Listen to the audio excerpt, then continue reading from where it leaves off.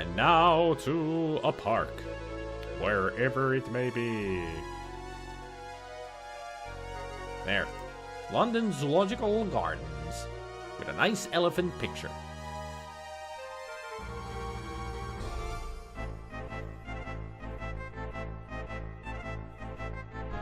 Nice music.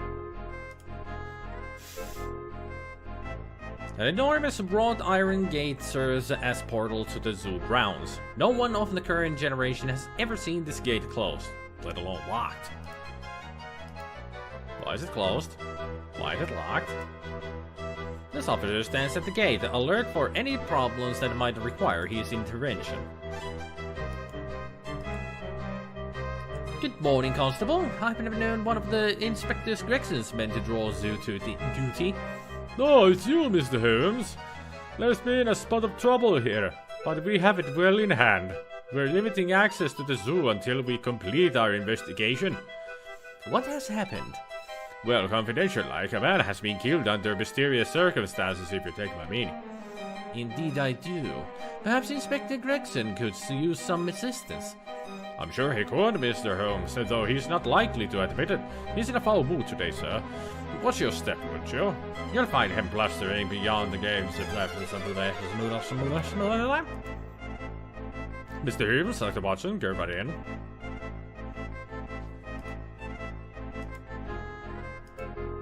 To the main gates.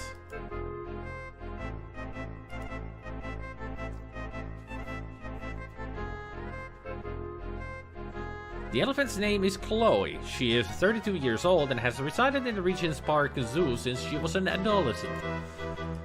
Kind of a small ring for the size of the elephant, if you ask me, to the lion's cage. The elephant is a female Indian pachyderm. She appears well cared for, healthy, and as happy as a cage animal can be. Still, I imagine that they would have a larger place for such a large creature. I mean, that seems very small.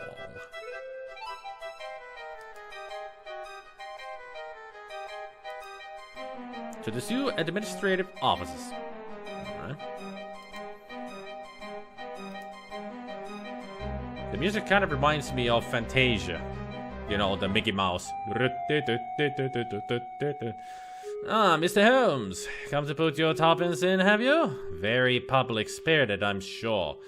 You might as well have to look at this bam. Why does it have to go so fast? I can't read that fast because I need to do the voices. First, the kaboom. There was supposed to be an earth-shattering kaboom. Inspector Tobias Gregson of Scotland Yard appears to be conducting an investigation. As is often the case, a lopsided grin and a confused gaze dominate his face. This usually means that he's out of his depth, and that his brain is functioning like an overworked electrical circuit. The leg seems to have been broken by a fall rather than any human assault. The body of a middle-aged man lies in the characteristic pose of death. The head is turned to the side and one knee is slightly drawn up. His black hair is matted by dried blood where his skull has been severely crushed. His clothes are very dirty, though they are of recent quality.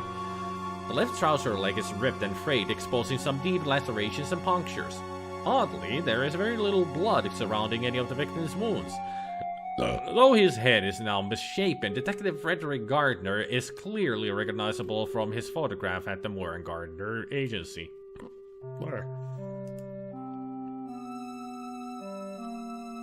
If Borden were a marketable commodity, this beefy slug would be one of the richest men in England. His main concern seems to be keeping his boots clean.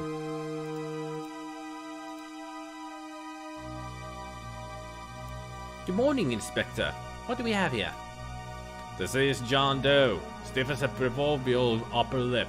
Dead 8 hours at least from the crushing blow to the head. His pockets have been emptied. Robbery, I imagine. Where was he killed, Inspector? And why have you moved the body? Ah, Mr. Holmes, you always proceed immediately to the crux of the matter. I just told the lads that this body is being moved. But how did you know? Given his head wound, there ought to be more blood on the ground where he fell. What? Ah, yes, exactly what I thought. He was certainly not down in here, then. Correct. It was somewhere damp and dirty, and he was moved by a small person. Yeah? Next you'll be telling me that what he had for his last tea. Given time, perhaps. I can tell you now that he was an inquiry agent by profession, a dark-eyed left-handed bachelor, an ex-policeman, and a very foolish fellow. He was murdered by a hired killer. Mr. Holmes, you exhaust my goodwill and try my patience when you talk like that. You surely do. Do I look like an idiot? You don't know all those things. You can't. You're just trying to show me up. Perhaps you had better move along. Remember, interference in police matters is a criminal offense. You lately said that you never received interesting cases, Gregson. I'm sure even you can't see it, that such a remark was the best premature. Too much pride is not a good thing, Inspector. Good day.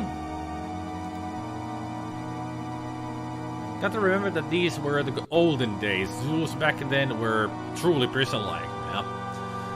Why, I've had a chance to see the LA Zoo that existed from the 1930s era. Those cages had so little room in them that it seemed outright cruel. Well, in today's standards, it would be.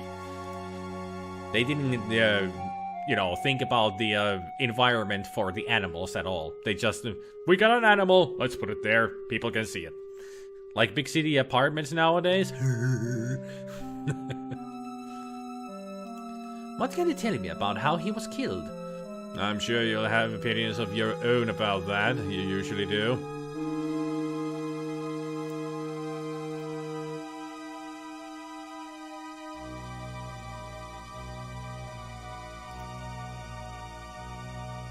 There are several wounds slashed across the lapels of its jacket. A good deal of tearing is evident.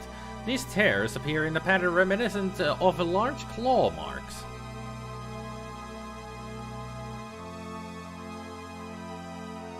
So it would seem that he was killed by an animal? Probably the lions? The lion's den? Have you discovered anything else, Inspector? Nothing I can tell an amateur.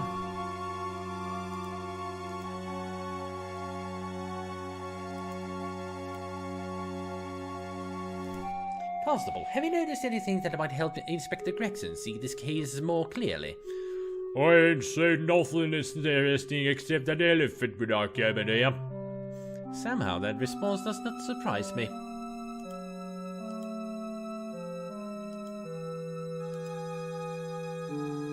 I refuse to believe that a crime conceived and executed in haste can leave no clue behind, Watson.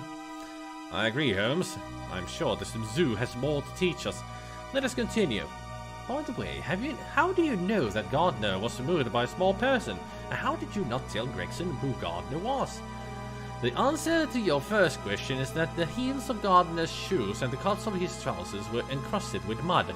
He was dragged a fair distance. A large man would have picked up the corpse to move him. As for your second question, Doctor, I am not in the business of supplying the deficiencies of the police. Have you noticed anything of significance here, Watson?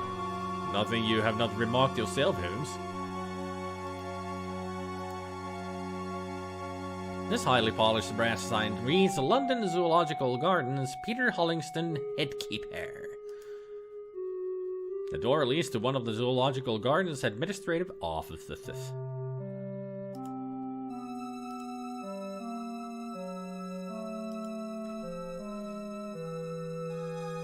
Just look at Japan for home apartments. Yup. Freaking closets where people live. I mean, seriously, they just live in, like, closets, of all places. At least that's what it looks like with some of those rental apartments. Just a chair, where you can, and a table where you can, like, have a computer or something on it, TV screen or such, and then a bed. That's it. Like the smallest closet that a human could be shoved into. Felix, the famous lion of Regent's Park. Captured as an infant in the British East Africa, he has lived his entire adult life in London. His prolific offspring populate the zoos of Western Europe and the United States. Well, A small shiny object reflects the morning sunlight and appears to be partially covered with mud. It is not possible from this distance to identify the object or to even speculate about its actual size.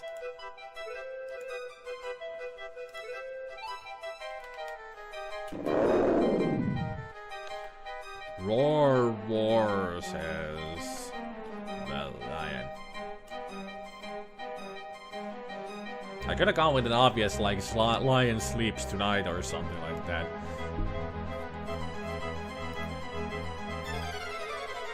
Music is going a bit over-dramatic, if you ask me. But still, this reminds me of the Mickey Mouse portion of The Sorcerer's Apprentice.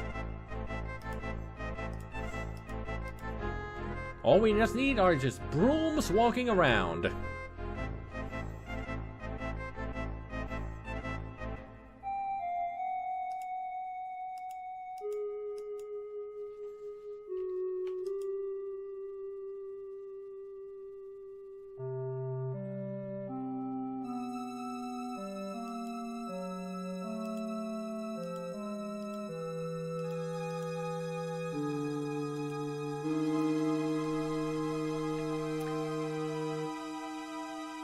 Let's see what we can do around here, like ask him to get into the lion's den. What can I do for you, gentlemen?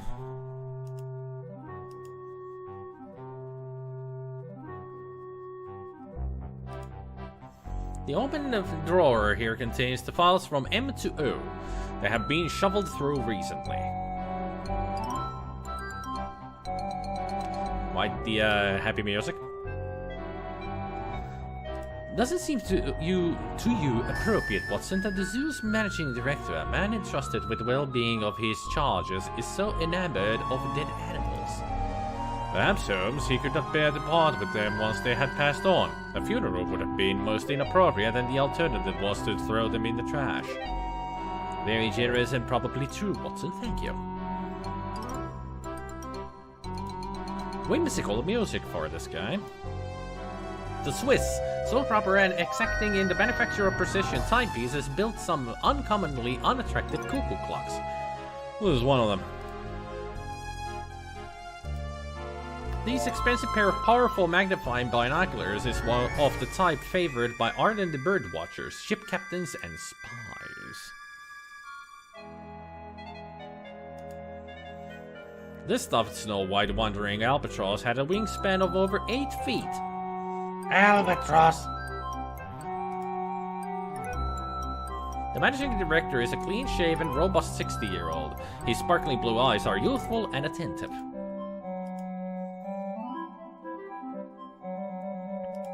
Mr. Hollingston, I'm Sherlock Holmes and this is my colleague, Dr. Watson. Could you tell us, please, who found the body? I was tripped over when I came to work this morning. Talk about starting the day on the wrong foot. When are the animal cages cleaned out? About 6 p.m. while the animals are being fed. Why do you ask? Could anyone of your staff have seen the murdered man?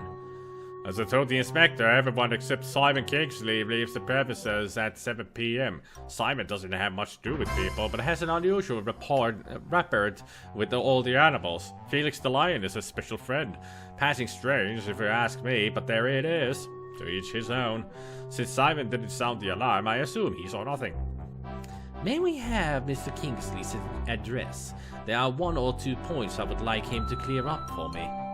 Of course, he lives alone in a flat in St. John's Wood. The address is 241 Grove End Road, just opposite Lord's. I should say that Inspector Gregson seemed quite uninterested in Simon. Somehow that doesn't surprise me. Is there anything else you can tell us concerning this regrettable incident, Mr. Hollingston? No, I'm afraid you've exhausted my meager store of information. How highly posh of him. What flavor is it? Albatross!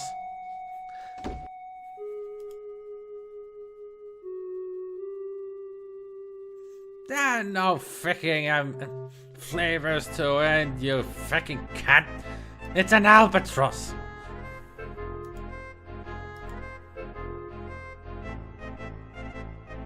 That's how it goes. I was just quoting Monty Python here. At least Eldridge caught on to it. Somebody has seen that.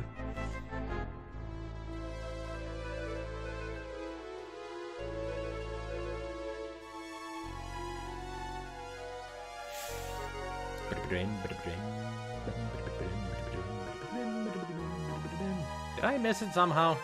The address? There it is. Simon Kingsley's flat. Nice moustache. Such a good sketch. It is. It is. Just out of nowhere and so weird, but it works. Hello, gentlemen. What may I do for you? We would like to ask you a few questions regarding a murder that happened at the zoo last night while you were on duty. Please come in and make yourselves comfortable.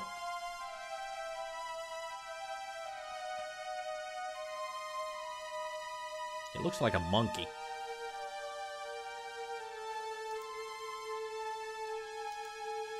An outstanding private collection of reference works and monographs on natural history and zoology. There are no novels, no magazines, no non-fiction works with human subjects.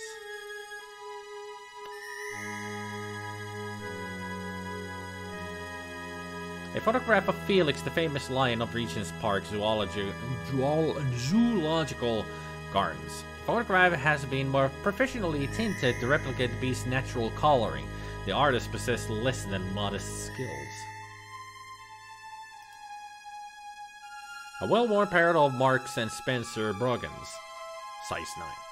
The edge of the soles and part of the uppers are encrusted with mud. Several coarse reddish-brown hairs are stuck in the mud. Are we picking up the boots? Nothing of interest. The zookeeper is a short, slight young man of ordinary appearance. His expressive brown eyes move constantly around the room, rarely resting for more than a second on any object. It is not clear if his apparent nervousness is occasional or characteristic.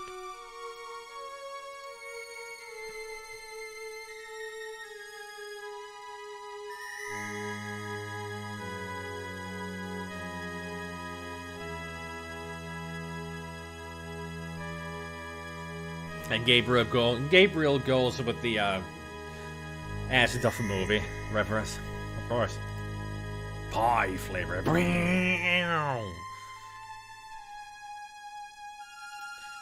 We're sorry to disturb you, Mr. Kingsley. A man was savagely murdered at the zoo last night. Did you observe anything unusual during your tour of the grounds? Murder? During my watch?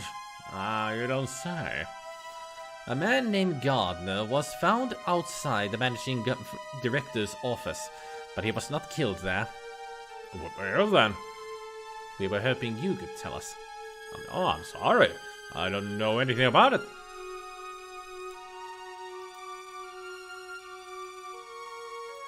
When did you last clean Felix's cage?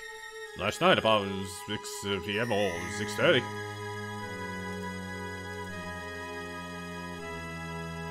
You care for several species of animals, Mr. Kingsley. Surely you have a favorite. It's no secret I have a special relation with Felix. That's no crime. And you tried to protect him if you thought he was in trouble. I will try.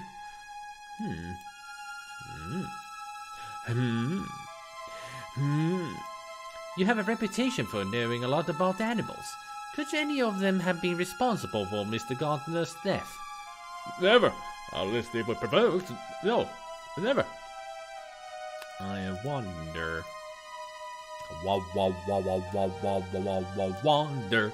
What if I were to tell you that I have seen enough to assure me that Felix was not responsible for Gardner's death? He wasn't? I mean, of course he wasn't. Let us be frank, Mr. Kingsley. You moved Gardner's body from Felix's cage, did you not? What happened? I assure you I bear you no ill will, nor Felix either, for that matter. We can keep your story just between us. Please remember that another person's safety may depend on your veracity. I thought I had been very clever. Now I know better. Here's what happened, I swear. I heard Felix making a commotion about 10 o'clock and I went to calm him. I found him gnawing a dead man's leg. This Gardner fellow had fallen or jumped into his cage and Felix had killed him. Lions are very territorial, you know. I dragged the corpse out of the pit and put him outside the MD's office. I just couldn't carry him any further. Then I cleaned Felix's pit the best I could in dock. I didn't want Felix to be put down for something that really wasn't his fault. God, that was either drunk or he committed suicide. Actually, he was neither, Mr. Kingsley. He was, as I said, murdered. And his murderer wanted to make it look like Felix was the perpetrator. How insidious. People really are disgusting.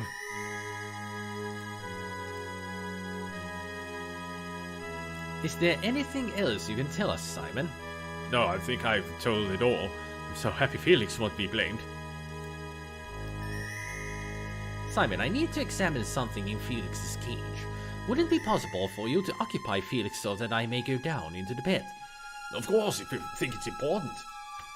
It may be a matter of a young woman's life or death. I'll get dressed and meet you at Felix's cage. Fine. We'll return there immediately. Thank you. Immediately. Watson, get up. We're leaving.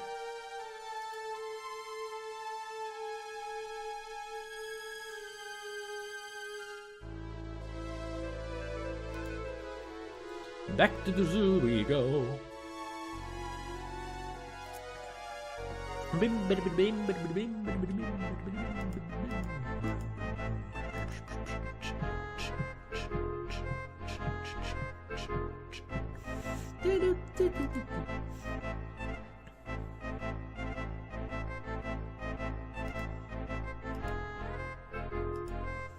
Simon holds Felix, who appears to calm and does not strain against the confinement. It is obvious that Kingsley has spent much time with the lion. Alright, let's go pick this up then. Watson has very short legs.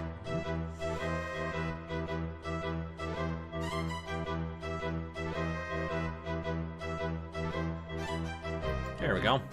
We got the item, whatever it is. Let's take a closer look at it. Ah, a pocket watch. A gold-plated watch attached to a fine gold chain. The latch is encrusted with mud and there is a small dent in the bottom edge. Otherwise, it's in good condition. Opening the watch reveals an inscription. A piece of paper is attached to the inside of the lid just below the inscription. You remove the piece of paper for closer examination. A piece of paper with the numbers 11, 17, 86 neatly printed in a bold masculine hand. The watch is well maintained and is keeping perfect time. The inner lid bears the inscription F. Gardner, 25 years of loyal service. Ah, he was a retired policeman. Right. As it's all known, when a policeman is retired, they get a golden watch. At least they used to. I don't know if it's still a tradition. But they get a good pension and a golden watch for the services on how long they were as a police officer.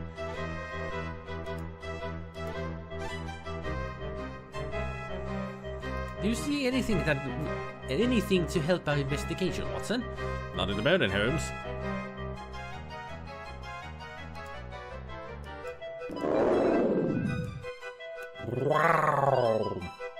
Rough and rough and rough.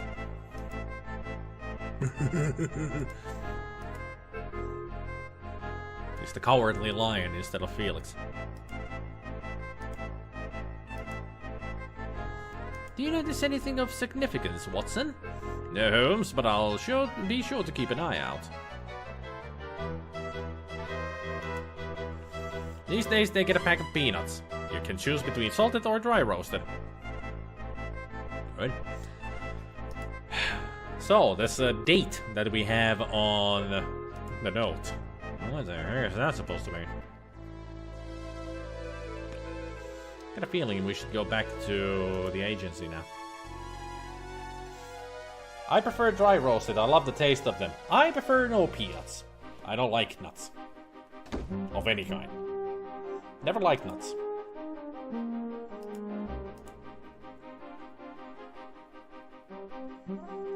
It is imperative that we see Mr. Moorhead, Miss Granger.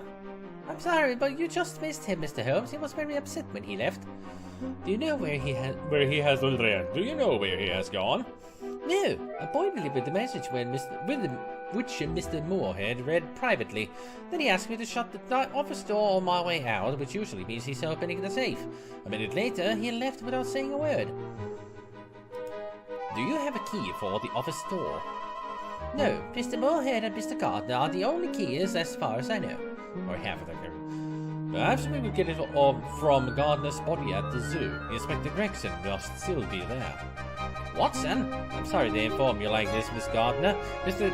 Granger, Mr. Gardner was found dead at the zoo. In any case, Watson, there were no personal effects found with the body. Oh, that's dreadful.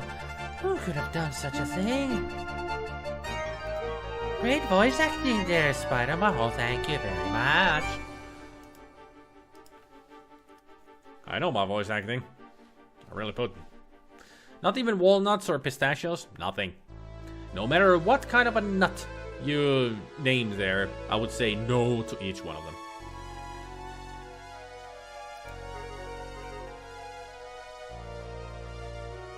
The only thing where I might like nuts are in, you know, like in chocolate bars or something. I might tolerate them there, but it's not something that I would go for right away.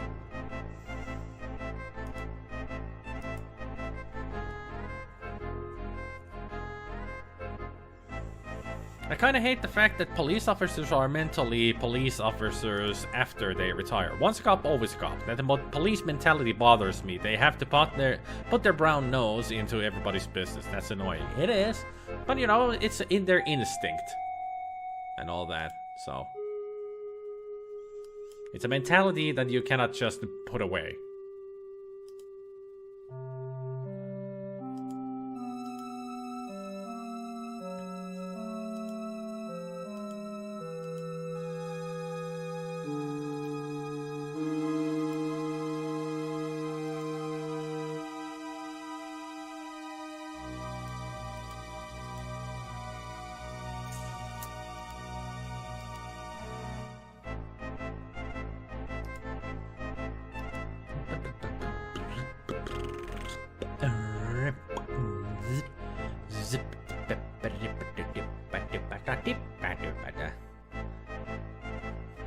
Huh. Lion's gone.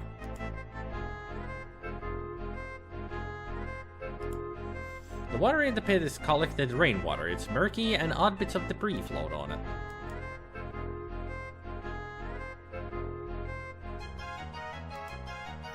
The lion enjoys a small variety of terrain in his captured world, since the heavy clay in the pit of the cage shows no footprints, food, or body wastes. Either he never ventures down there, or the area has been very recently cleaned and raked.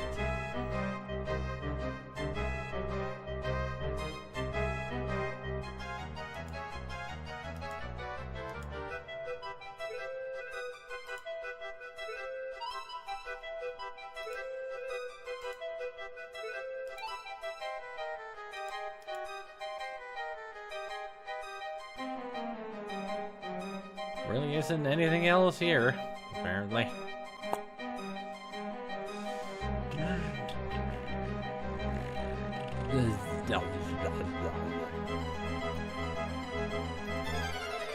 I don't think I have the bucket anymore. I mean, we used it to get the water from Thames so we can get the wet rag, and we left the bucket behind.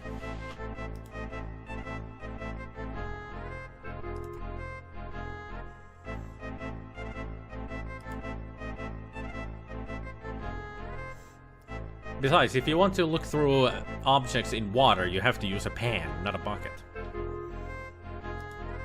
But I highly doubt we're gonna be finding gold in that water. Although you never know, might happen.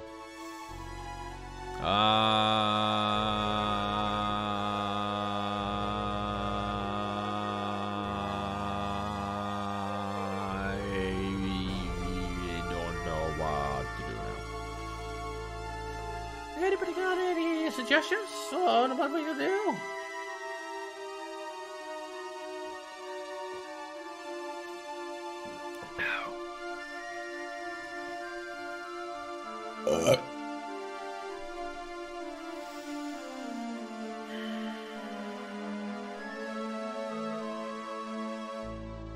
typewriter? How is the typewriter important? Oh, let's go see. That's what Eldritch says. That's what we're gonna do.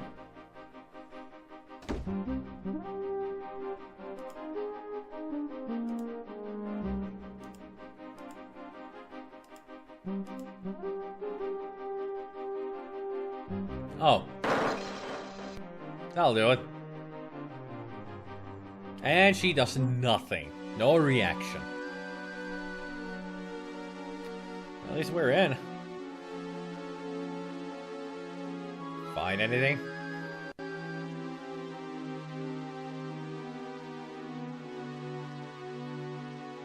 I guess we found the note. Here it is, Watson. A sinister message indeed. Listen, Watson. Be on platform number 2 at the St. Pancras station in 10 minutes if you want to see your partner or your client again. Ring the pendant. Come alone. I'll be watching you. There is another moment to lose, Watson. St. Pancras will be deserted this time of day. It's in a very safe place, where you'll never find it. Never. What? Will you risk the lives of 2 others as well as your own for a cheap pendant? You're a bigger fool than I thought. Gunfire? You're right, I am a fool. To have come here alone and unarmed. You are a fiend hunt. My guess is that Frederick and Miss Carraway have already met their maker. You can join them! Oh no! Stop right there, Hunt! You've been nipped by Sherlock Holmes! So much for Moorhead. Well, at least we caught the murderer in red-handed, you know. Is there anything left? Ah, the famous Scotland Yard jacking office. Pretend copper. You're less than a boil on my backside to my way of thinking. We shall see, Mr. Hunt. We shall see. Where, incidentally, is Miss Carraway? Almost the same voice as I did for him. If she is alive and you tell us where she can be found, the law may go easy on her. Pull the other one over. The law's got nothing on me. Dr. Watson and I witnessed your execution of ex-Constable Moorhead. Nonsense. That lunatic attacked me. And in the struggle, he fell under the train. Scotland Yard, I'm sure, will have a different interpretation of the events. Let 'em. It's your word against mine. 2 words. Besides, I'll make it my personal business to connect you with the disappearance and murders of Anne Carraway and Frederick Gardner. Don't make promises you can't keep, you silly son. Gardner got eaten by lions is what I heard. You'll never place me at the scene, as the yard boys say. Now, since you're not a real copper, and a bit of a dim bulb in the bargain, I'll learn you one more thing. You'll never find a Carraway woman alive. Without her, you have no evidence. So, Mr. So-called detective, I might become better acquainted with the Old Bailey, but you'll tie nothing on me that will hold fast. Dartmoor prison will never see my face again. Quite right. You'll hang at Newgate, if I know anything of British justice. That's no good. I'll make you pay for sticking your nose in my affairs. I will have my revenge. That's a promise. Okay. So many have said so, yet here I stand. You're going to the Bow Street Police Court, Mr. Hunt. I hope you're not too particular about your accommodations. Where do you live, by the way? Stuff it. Overconfidence, anybody? We must find Miss Carraway, Watson, and hope that she is still alive. Of course, Holmes, but how best to proceed?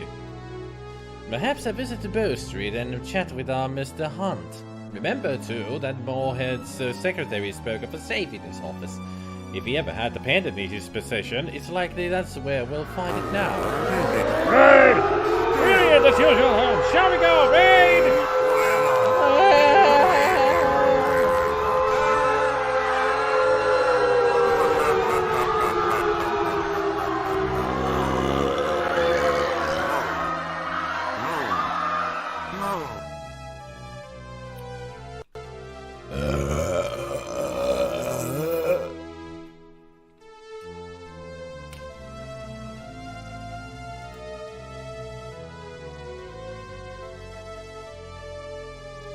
I almost read that as Saint Pancreas Station. Yeah, it almost was Pancreas.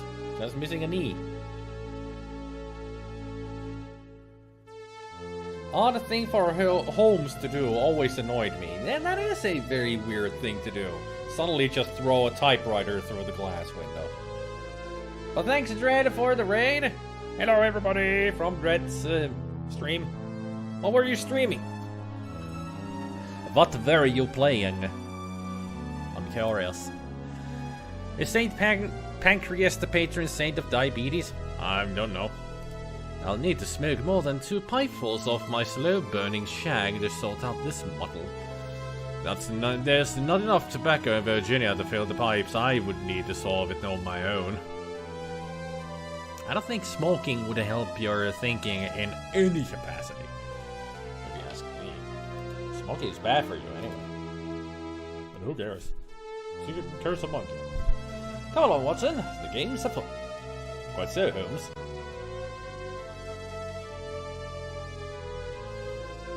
What were you playing, Dredd? You didn't answer my question, Dredd. Were you playing something, Dredd? I mean, otherwise you wouldn't be raiding. You were playing something. What were you playing? Pipe and cigar smoking is safer than cigarettes, as you're not supposed to inhale. True. It's all about the flavor, yep. If you inhale cigar smoke, you're gonna die. Because that clogs up your lungs hard. Like, you would be coughing immediately if you accidentally inhaled cigar smoke. End up dizzy and sick. Believe me, I know. Well, you know better. At least, you know, it's. I'm just saying that it's not healthy for you.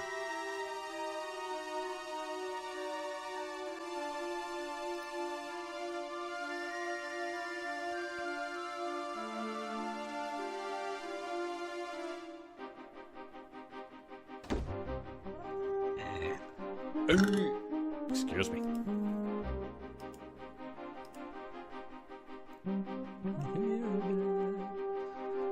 Miss Granger, I'm afraid I have more bad news for you. Mr. Moorhead has been killed. I need to get into his safe. Can you help me? Both of them dead? How tragic. What will become of me? Watson, do you have something that might calm her? She'll be better in a few minutes. Perhaps we should look for the safe while she recovers herself.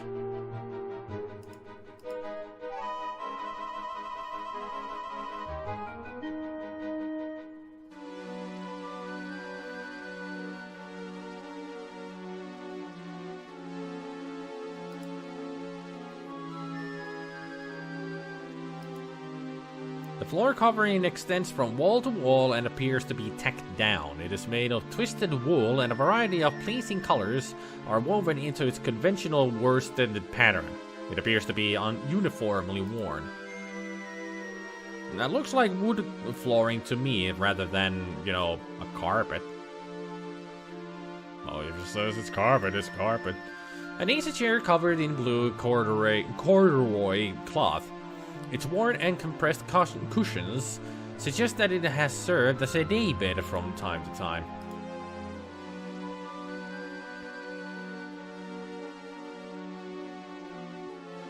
The oak wood cabinets appear to hold client files. They are not, contrary to custom, arranged in alphabetical order.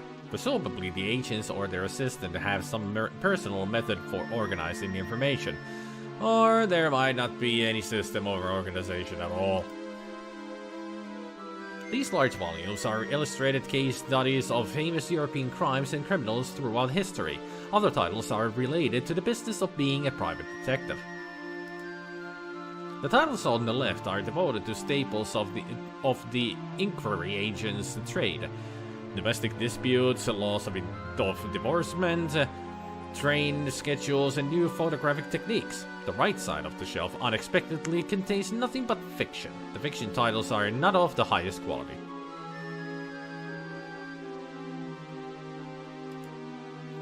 All of the books, pamphlets, and monographs on this shelf are dedicated to the new science of criminology. Titles concerning forensic medicine, the study of blood, and discussions of the Bertillon system of fingerprint analysis dominate the shelf. Although the fingerprint system actually didn't come into use more prominently until like 30 years later, like in 1913, maybe even later. It was studied at this time, but it came more prominent later. When AFK a second now, a nice Sherlock Holmes game. I was asking you what were you playing before you'd raided me. But since you weren't here, I couldn't get an answer from you. But now I can, Red. What were you playing? Typewriter used to gain entrance to this office now has more than a few broken keys. HSC's desk is large, a functional pine surface with a mahogany veneer. It is covered with papers, advertising flyers, and account books from the 1870s.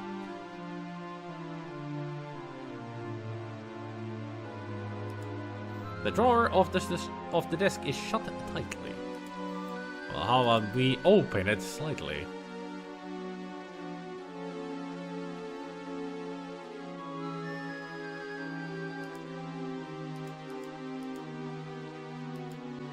The drawer contains some writing paper, an almost empty bottle of scotch, and a hot water bottle.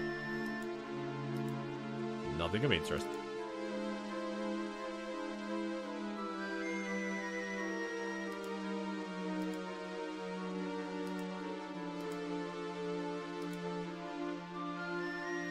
There must be a book in there that is out of place.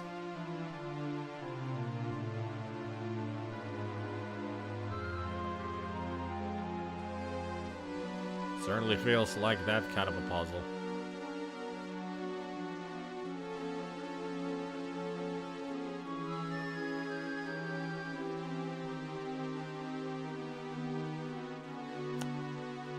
Although I might be not.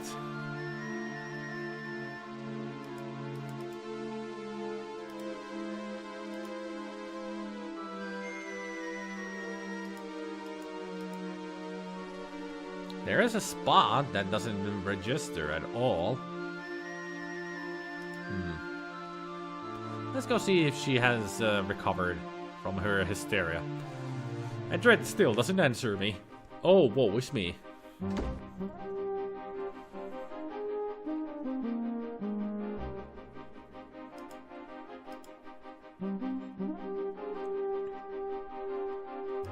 Do you know where the safe is? No, they never let me see it. I've heard them say put it in the safe 100 times, but in the 3 years here, I never found out where it is. Well, you were of great help. Like, super good help. Like, the greatest help in the world. A heavy oak door leads to an inner office. The glass portion of the door has been shattered and the door is not locked. Great description.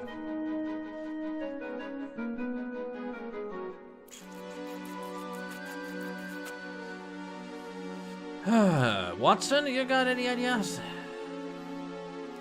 Miss Granger believes there to be a safe in this room, Watson. I'm sure she is right. But she's never seen it, Holmes. I suppose it is possible that what the detectives refer to as a safe may not be a safe at all. An efficient office, is it not, Watson? Though the decorations are a bit too austere for my taste. Indeed, not nearly as so comfortably appointed as our own rooms. Thanks, Red. Still, you haven't answered my question. What were you streaming before the raid? It's not like you're not even hearing my question. Totally ignoring me.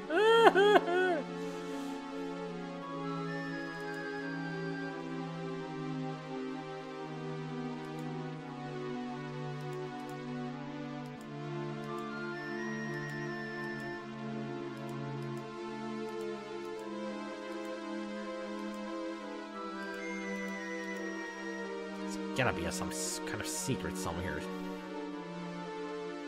Somewhere.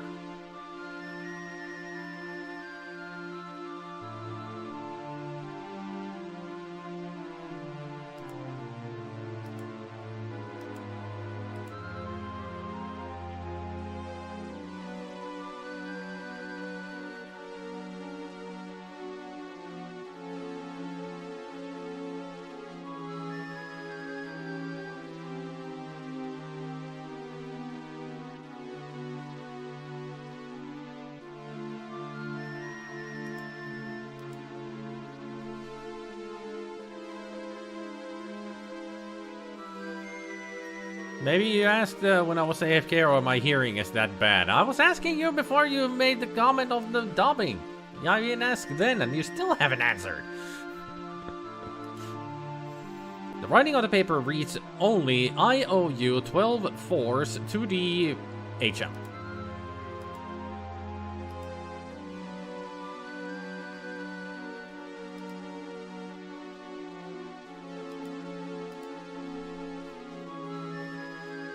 Started by finishing Oniken, then some Twinkle Star sprites. No idea what those games are. No idea. Although I think I might have heard of the Twinkle Star sprites. Maybe.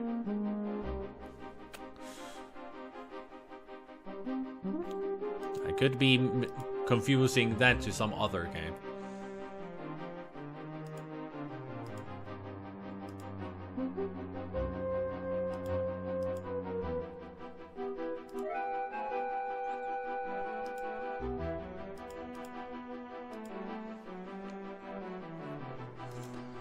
So what could this mean? IOU 12 4s 2D HM.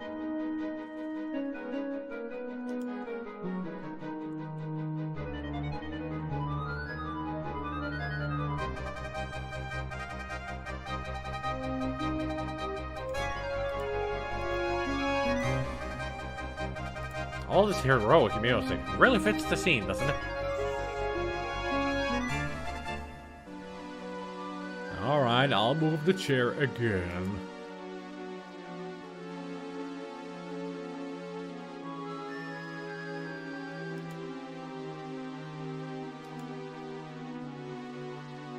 Ah, a shelf of books.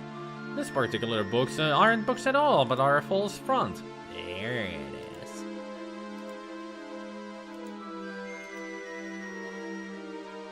There it is. Oh, not the comfy chair. Not the comfy chair! A small, sturdy, steel-plated safe fitted with a combination tumbler and handle. The safe is closed and appears locked. The dial shows Arabic numerals 0 through 50 printed on the perimeter in increments of 10. Just a regular, you know. Oniken is a retro-style platformer, while Twinkle Stars is a shmup, where you fight against other Kara in the versus shooting at stuff so they have more stuff flying towards them. So a bullet hell type of thing. Let's see that IOU again. 12 4 2 11/17/86.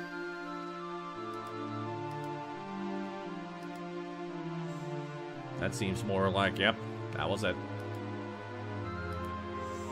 Inside the safe is a leather case. The case contains a solid ivory oval, approximately 3 inches in the long dimension, attached to a heavy gold chain. The clasp of the chain is broken. A bird of some sort has been etched into the ivory. That's what we need.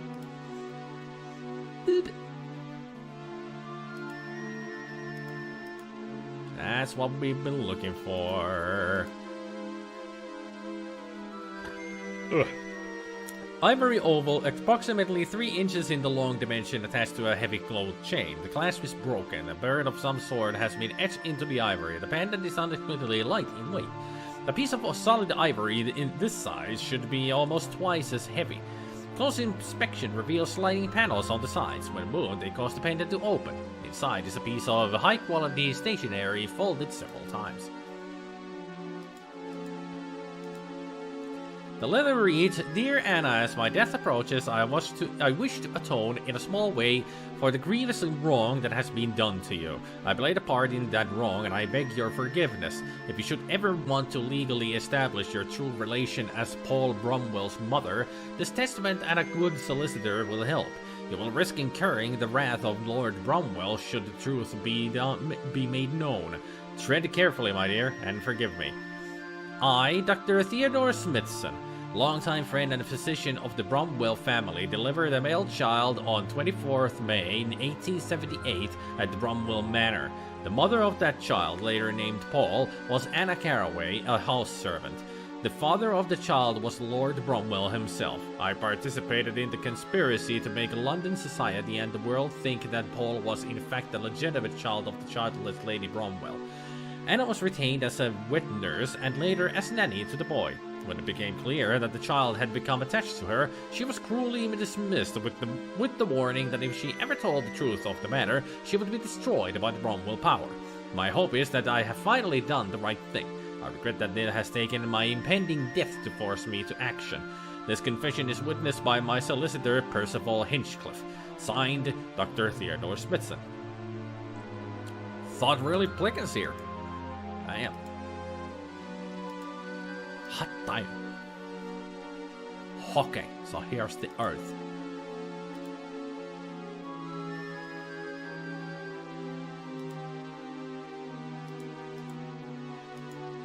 So it's a similar case to the movie From Hell. Well, there's a similar case to many kinds of these types of stories. This is not the first one, it's not the last one. We have heard the story many times. In video games, in books, in movies, in TV series, this is a done and done regular type of a case. A legitimate child, mother is forced to fire the missiles, but I'm retired. Well, first take them out, then fire the missiles. About that time, eh, old chap? Whatever. Let's go talk to our good Mr. Hunt. See if we can get some answers from the douche. Let's see how the thought will plicking around here.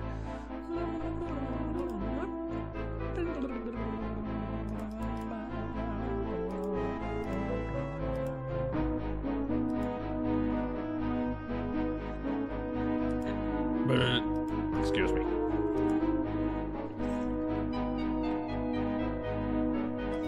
Well, Hunt, from what I heard, you're a right hard case.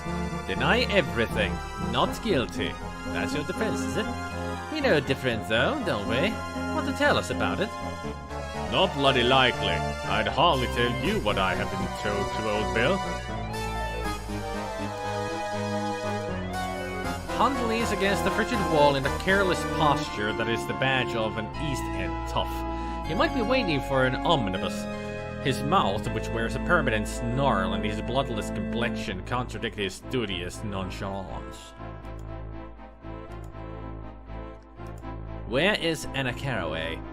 Never heard the name.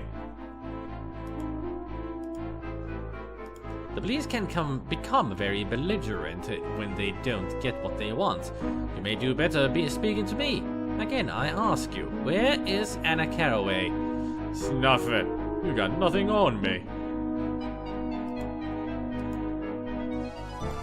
Who put you up to this, Hunt? Certainly it is no act of individual malice. You bore those detectives no ill will, did you? Or Miss Carraway? Who paid for your deranged services? I'd rather swing at the Queen's expense than grass. I have my reputation to think of. I believe you have one or more accomplices, Hunt. I will find them and make sure they are charged as accessories to murder. When the charges against me falls through, that will hardly matter, will it? Man, this guy is so sure of himself. You really think that you can outsmart Sherlock Holmes, do you? That ain't happening.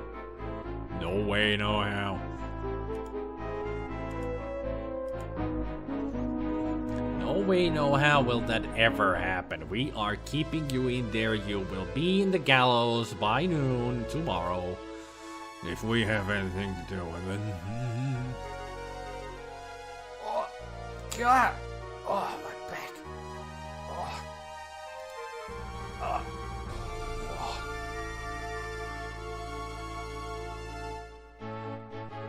I see that you have not found Anna, gentlemen. If there's a treachery afoot, she may be in danger of this very minute. Well, we have something to show you. Like this. No, thank you. Okay, can we talk about it? Is there anything to talk about? Okay. That's weird. You would think that that's the man that we need to talk to about this will and everything that we found. Where could we go to find some clues about Anna's whereabouts? I don't know. That is the answer for me. But what is the true answer? The true answer is, I have no clue.